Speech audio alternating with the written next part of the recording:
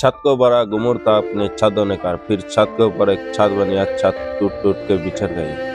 আরে ভাই এটা হচ্ছেটা কি ভাই?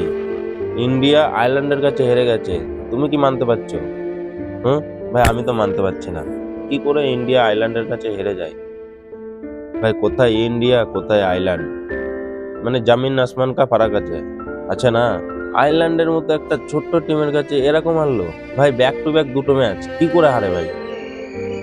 ভাই যখন শ্রেয়াস আইয়ারকে টিম ইন্ডিয়ার ক্যাপ্টেন বানানো হয়েছিল, আমি খুব খুশি হয়েছিলাম। শ্রেয়াস আইয়ারকে আমি মন থেকে সাপোর্ট করি, খুব সাপোর্ট করি ভাই। কিন্তু কালকে সূর্যা ভাইয়ের কথা মনে পড়লো ভাই।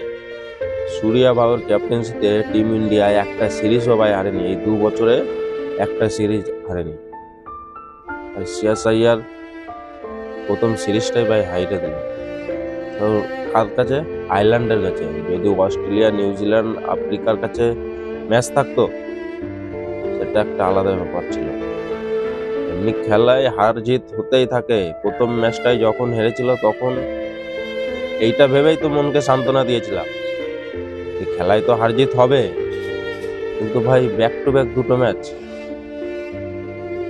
মেনে নিতে পারছি না, কিছুতেই মেনে নিতে পারছি না ভাই। তাও এমন কোনো রানের পাহাড় ছিল না। প্রথম ম্যাচে ছিল 180 টার্গেট, আর এখন ছিল কত এই ম্যাচে? 154 টার্গেট। 1 রানে হেরেছে ভাই ইন্ডিয়া, 1 রানে। ভাবতে পারছো তুমি? প্রিন্স যাদব লাস্টের বলে 6 মেরে দিয়েছে। মাত্র একটা রানে টিম ইন্ডিয়া ম্যাচটা হেরেছে, মাত্র একটা রানে ভাই। 1 রানে হারুক আর 2 রানে হারুক, হার তো হারে। আয়ারল্যান্ডের কাছে দুটো ম্যাচ কি করে হারে? অসম্ভব ব্যাপার। সিরিজ হেরে গেছে ভাই, সিরিজ।